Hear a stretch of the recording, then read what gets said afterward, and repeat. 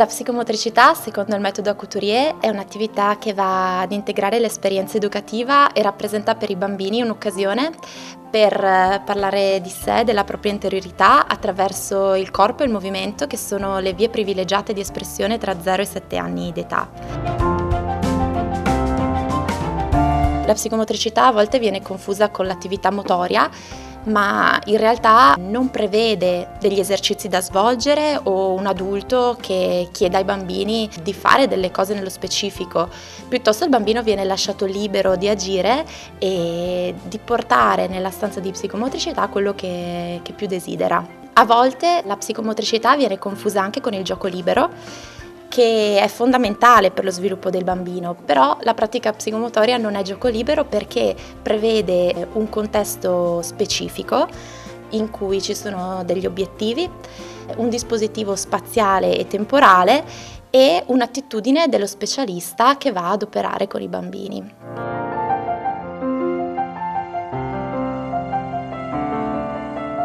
Il primo obiettivo è quello di aiutare il bambino a costruirsi un'immagine di sé e questo avviene attraverso il gioco.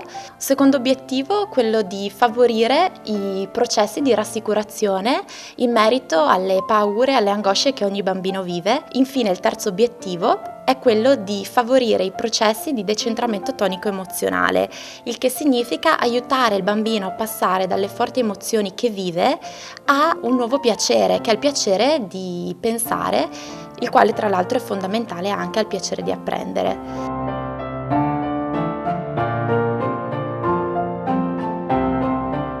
La stanza di psicomotricità è un ambiente che deve risultare per il bambino piacevole e sicuro e è costituita da un materiale specifico che ha la caratteristica principale di essere trasformabile. Questo significa che ogni cosa può diventare qualsiasi altra cosa a seconda del desiderio del bambino. La seduta di psicomotricità è scandita da dei tempi precisi, in particolare appena i bambini entrano nella stanza c'è un momento di accoglienza in cui vengono stabilite le regole per giocare.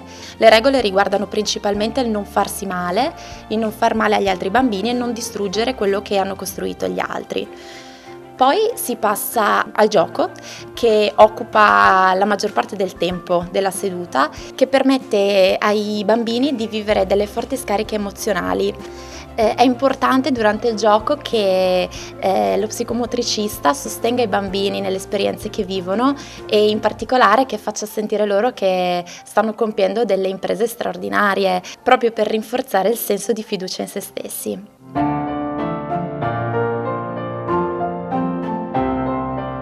Dopo il gioco c'è un momento in cui i bambini possono raccontare una storia e questo serve proprio per cominciare a staccarsi dalle grandi emozioni e passare ad un nuovo livello di rappresentazione. L'operatore deve sostenere i bambini nel racconto della storia e cercare di fare in modo che ci sia un momento in cui aumenta la tensione e un momento in cui invece i bambini si rassicurano rispetto alla paura. Infine si passa al momento della rappresentazione e questo è il momento del decentramento vero e proprio in cui i bambini depositano su un materiale diverso, che può essere appunto il foglio da disegno, le emozioni vissute nei momenti precedenti.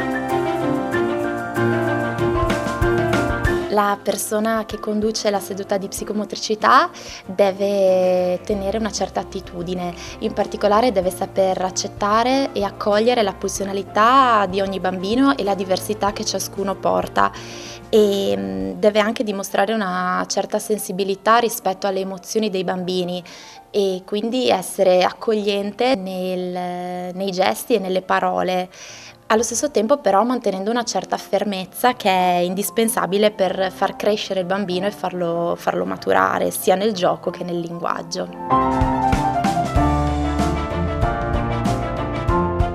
La psicomotricità è un'esperienza che va bene e fa bene a tutti i bambini e non solo ai bambini che hanno dei bisogni educativi speciali ed è per questo motivo che consigliamo a tutti di provare questa bellissima esperienza.